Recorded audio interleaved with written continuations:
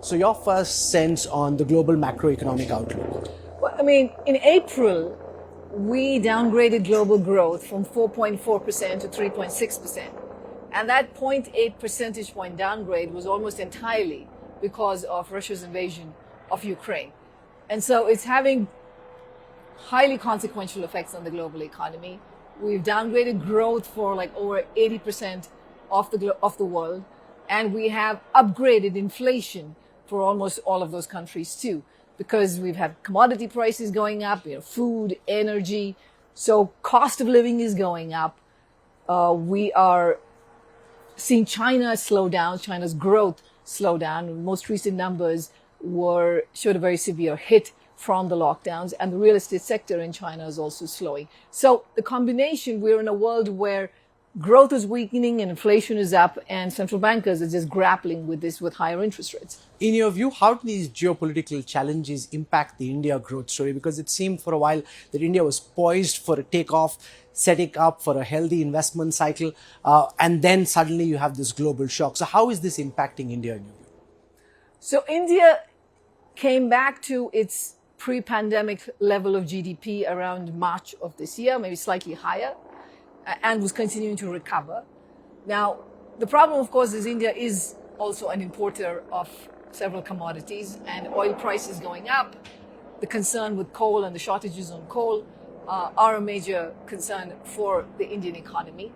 We continue to see momentum in the recovery. We're seeing this in purchasing manager surveys for manufacturing and for services. But we are also seeing the fact that as the global economy slows, it has consequences for India. We've seen reversals in portfolio flows going into India, like we've seen in other parts of the world. So the external environment is not very supportive for growth at this time. Let's talk for a moment about China, especially on the back of what's happened in Shanghai with a very long lockdown.